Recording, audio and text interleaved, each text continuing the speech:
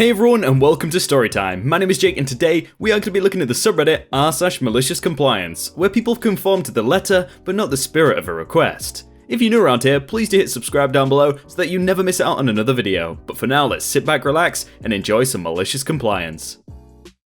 Of course the judge can read it. I'm a clerk at a civil court in Brazil. My job includes dealing with lawyers and parties who walk up to our counter, as well as dealing with all the stages of a lawsuit. A civil clerk's day-to-day work consists in mostly dealing with everything a judge would be supposed to deal with, like reading petitions, documents, and other legal stuff submitted by the litigants, type orders and other legal documents, which will get our initials, submit the text to their supervisor, who will check if everything is okay, and then either get the judge's signature on it, or, if something is wrong, correct it, and then get the signature. In almost every court, the judge doesn't even read what they're signing if they didn't type it, since they are supposed to trust the supervisor they directly appointed after all. There are, of course, exceptions. If something submitted is very important or involves complex matters, we must send the case files directly to the supervisor, and if it's incredibly important, to the judge, who will then read everything carefully between hearings and their other work. If we sent everything directly for the judge's consideration, a huge bottleneck would be created and no one would have any work. One wet behind the ears lawyer who showed up at our counter a few years ago, however, didn't seem to understand that it's a judge's prerogative to delegate whichever tasks they may seem fit. The moment she opened her mouth, I knew she would be trouble. She had the classic, "Get me your manager" tone, which I'm sure everyone is familiar with. She also emphasized every last word in her sentences. One last thing before the story. Everything here is digital. So when we submit something to someone, we actually just move the digital files in our system from one queue to another. Everyone, even judges, is mandated to obey each queue's order, unless something is urgent. The parties in the story are as follows. Me, a smiling, zealous and upright clerk. The supervisor, the closest thing I have to a boss. Awesome, non-confrontational man who loves to maliciously comply and pretend like he didn't. The judge, aloof and busy. I've only seen her at our office like 3 times. And Dr. Important. She will talk to your manager and she will have your job. Probably. The story starts in the morning of a 10-hour day for me. At this time, the courthouse building is closed to everyone but lawyers. There she comes, blonde, mid-40s, with an impatient demeanor and her bar ID in hand. She waits 30 seconds before barking. "Is there no one here to serve me?" I get up. "Good mort. I need to talk to FJ, and I need it now." Now, that never happened before. No one ever bothers about the initials on files. They just want to talk to a clerk. That would be me. What is the matter? "You were the one who typed this order, right?" "Sure. Is anything wrong?" "Of course there is something wrong. You typed it, not the judge." And what's wrong about it?" "You're just a clerk. You can't possibly do a judge's work." Now, not only do I do part of a judge's work, I probably know more about that kind of order than my judge herself, since it's a menial job with which she doesn't bother.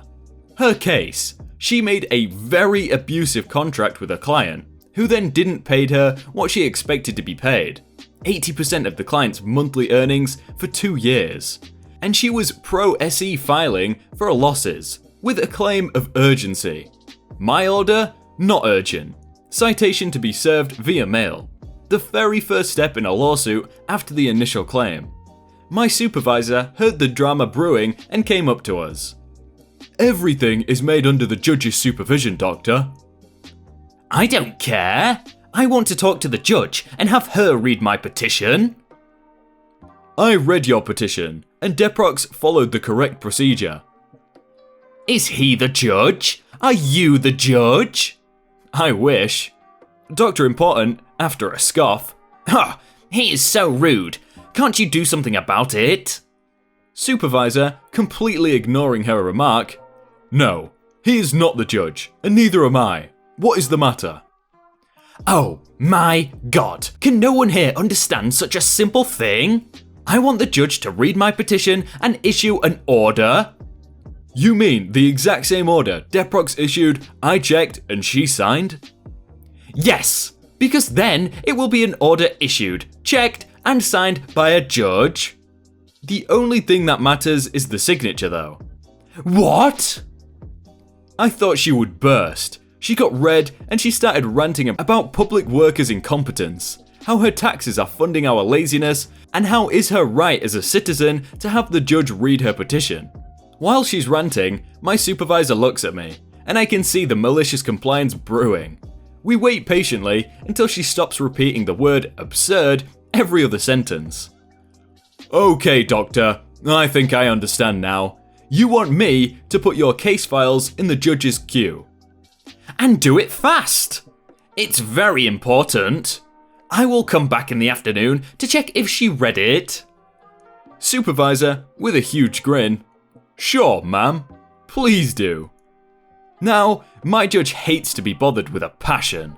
When someone enters her office, be them workers or lawyers, they better not be wasting her time with something my supervisor or one of the clerks could have dealt with. Just so you can get the picture, we celebrate her birthday in our office and she never shows up. She pays for the cake and the celebration, but she doesn't attend. You're not actually gonna send it to the judge's queue, are you?